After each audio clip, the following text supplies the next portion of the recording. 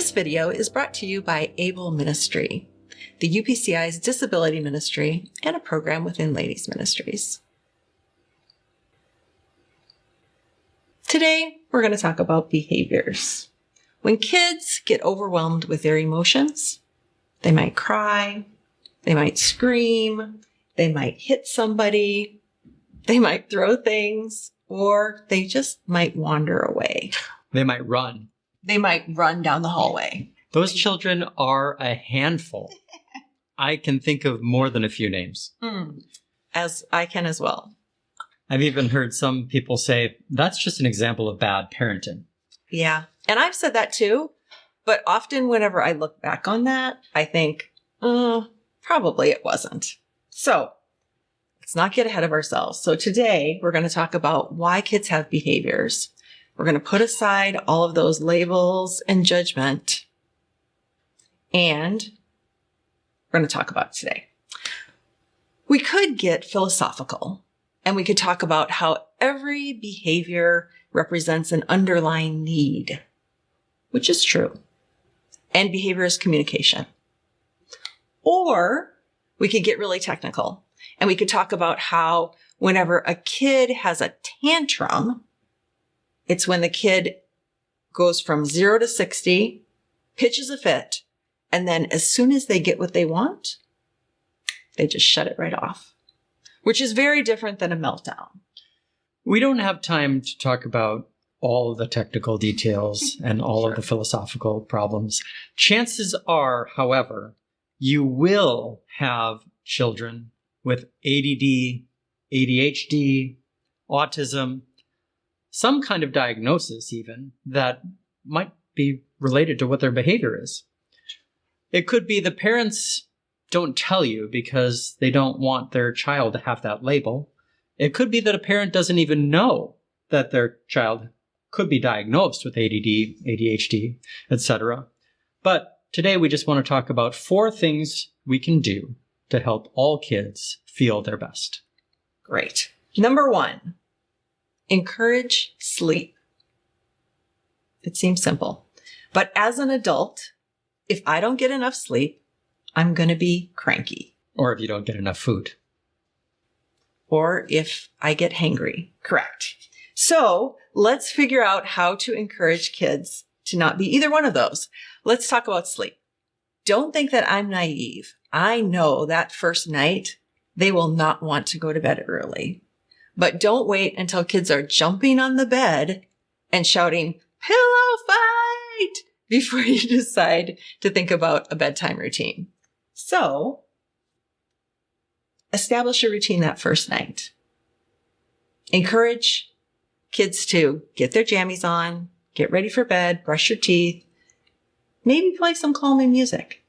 And then, once all the kids are back in the room, gather them around and have a short devotion. You might want to tell a story. You might want to play an Adventures in Odyssey episode. And then go around the circle and say, what was your favorite part about today? And give everybody a chance to share. Pray at the end. And then walk through the room and tell every kid good night. And routines, I'm sure they have them at home. Routines help us feel safe and calm. Routines help not just at night, but during the day. So number 2 on our list is the importance of a routine or a schedule. During the day, make sure everyone knows the schedule for the day, what you're going to do, when you're going to do it. In the dorm, it might even be helpful to have a countdown. You can say, in 30 minutes, we're going to go down for breakfast. In 20 minutes, okay, we've got 5 minutes left. We're going down for breakfast now. So then it gives them time to prepare. They don't feel rushed. Keep managing those feelings so that it's at a good, calm level. Another way for kids to feel their best is to avoid becoming overwhelmed. In the dorm, have the kids put away their stuff before they leave. So think about it. If we were all going to go to NAYC, we end up in the room, we take our suitcases, we dump them all over the place. Everybody dumps their suitcase out, and it's a big mess. How do you think I'm going to feel whenever I try to get ready for church and I'm looking for my favorite pair of shoes? not very happy, right? So that's one way to help kids not feel frustrated, is to have them pick up their stuff before they leave. And the fourth thing you can do is just give time for a break. Everyone needs a break. You just need time to take a break. How do you know a kid needs a break? If you see a child just kind of wandering off from the group, it could be a sign that they're a bit overwhelmed and they just need a break. Another thing that you might encounter, a kid might just say, I don't want to play this game. Well, there could be a number of reasons why. It could be the child doesn't know the rules, is afraid of losing, or is just feeling overwhelmed because they can't see the totality of the game from beginning to end. They don't know the outcome. Some kids can get easily overwhelmed, and we should just allow them a chance to opt out. Sometimes if you just give a kid a break, gives them time, they can rejoin the group later. They may want to play the game after they've seen the game being played. And if you've done all of that, so let's just review quick. Encourage sleep. Routines and schedules are important. Avoid being overwhelmed. Allow for breaks. And you still notice that a kid is struggling. And by struggling, I mean, screaming, crying. Meltdown. The thing to remember in the moment is that kid is having a hard time. They are not giving you a hard time. Which, I have a teenager, right?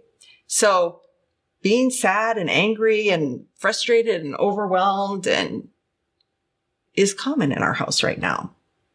And it's really hard not to take that personal. It's really hard to not say and scream right back at them if they're screaming at you, right? Instead, what should we do? Sometimes you just need to take a deep breath. Or, like my dad used to do, he would say, Jesus, help us.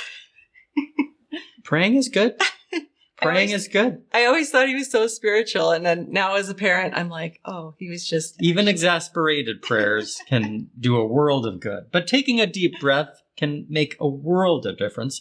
Sometimes we just need to lower our voice and to modulate the tempo, slow down, calm down. It can make a difference. When we're talking so fast and we get all amped up and say, you're okay, you're fine. That doesn't always help in situations. So just bring it back to baseline. Be calm. Be the calm that you want the child to be. And also realize this meltdown, this blow up, didn't just come out of nowhere. It may look like that. You might just see he was fine just 1 minute and then he just blew up. But it could be a series of events over the course of the last 2 or 3 or 4 hours that were leading up to this meltdown. And so you have to look at what happened just before and see, what were the signs that this was coming? And often kids will give you signs. So if you have a kid that's consistently doing things that you don't want, look for a pattern. So it might be, do they have difficulty whenever there's transitions? So that time when we're done with this, but we're about to go here, but we're not quite ready to do that. And this hasn't quite started yet. In that waiting time, sometimes kids have difficulty. Like you mentioned, maybe they have problems whenever we're playing a game. Every game, they just have difficulty. Maybe it's during free time, whenever there's a lot of social interaction that's needed, and they just don't know how to manage that. Maybe it's before lunch. Maybe they're just hangry and need a snack a little bit earlier before lunch. So if you can find a pattern, you can support them and potentially eliminate the need for the behavior altogether. For a handout for more examples of kids with behavior at camp or VBS, scan this QR code.